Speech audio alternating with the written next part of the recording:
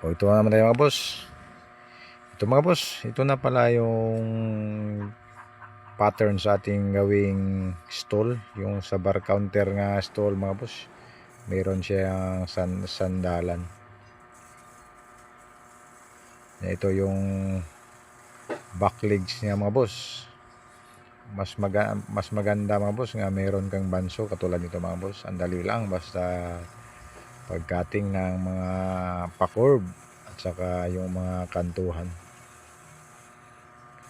Kung wala kang banso medyo mahirap kaysa sa iba nakikita ko router ang pag design nila, yung sa iba circular.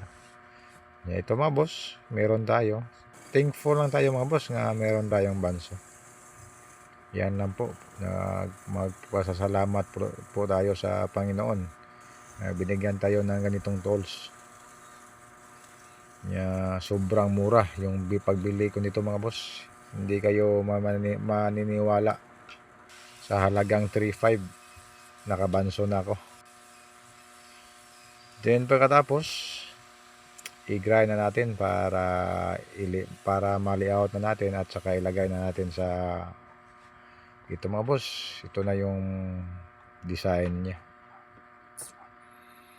Ito yung pamamaraan mga boss nga matibay. Basta gumawa ako mga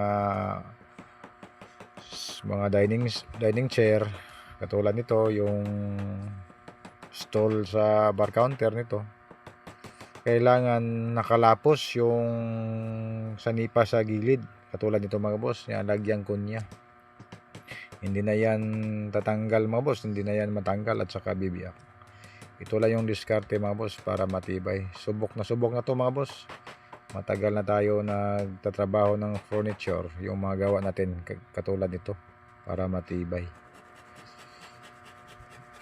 Wala tayong mga ginagawang hindi nakalapos basta upuan mga boss.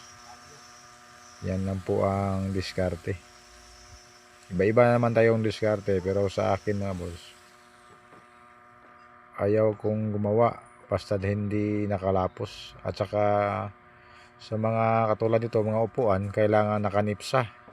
Puro may dawil lahat para matibay. Kumbaga diskarte lang mga boss. Hindi tayo gumawa ng mga pangdaya nga trabaho ang atin, pulido at saka tatagal. Yan lang ang kumbaga prinsipyo natin mga boss. Dahil personal ko tong shop, akin to, kailangan yung mga gawa ko matibay. Lahat ng diskarte ginagawa ko para yung mga matibay nga diskarte para tatagal. Yung pangalan mo kumbaga aangat, matibay ang mga gawa mo. Yan lang po ang nasa diskarte ko. Yung mga daya nga trabaho hindi ko yan papayagan dito sa shop ko mga boss. Kumbaga mga boss, yung mga gawa natin pang customer. Ito, nagdikit tayo ng kahoy. Lagyan natin ng kahoy sa lalim. Kumbaga mga boss, meron siyang palaman. Darating man ng panahon, kung bibiak man siya, hindi siya makikita. Dahil meron siyang kahoy. Pero posible mga boss, hindi bibiak man siya. Pero parang imposible dahil ang kahoy natin mga ginagamit mga boss, tuyong-tuyo. Ito lang yung diskarte mga boss. Yung iba mga boss, wala pang kahoy nga nilagay sa lalim. Tapos basa pa yung kahoy. Bibiak yan. Sigurado. Ito, nilagyan natin ng glue. Ginagamit natin yung nail gun natin nga pang malakasan. Milwaukee tools. Sobrang maganda gamitin mga boss. Hindi mo na kailangan ibaon yung pako dahil nakabaon na. Ito lang yung diskarte mga boss. Natapos na natin. Abangan sa susunod mga boss yung pagbarnes naman ito. Ito yung full video sa paggagawa. Maraming salamat. Sulit na mga boss.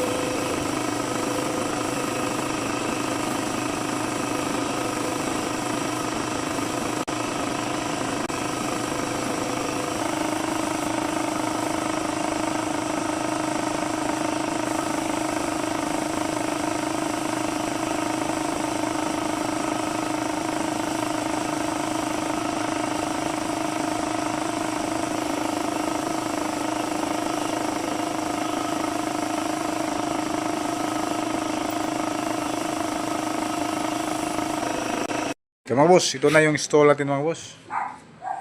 Papakita ko lang mga boss. Lahat ng parts ito mga boss nakabaon. Puro nakanipsa. Dito, pati dito mga boss. Yang pinakamatibay mga boss, kailangan dito hindi nakanipsa, nakabaon, nakalapos. Para matibay, hindi na siya gagalaw. Lalagyan natin ng kunya, katulad nito. Meron siyang kunya mga boss. Hindi na siya gagalaw mga boss. Ang dami na natin ang ginagawang katulad tong bangko mga boss. Hindi gagalaw at hindi masisira. Medyo dami-dami na tayong nagawa, pero ganitong style yung nakabaon dito, hindi yan gagalaw. Tested na to mga boss. Maraming salamat.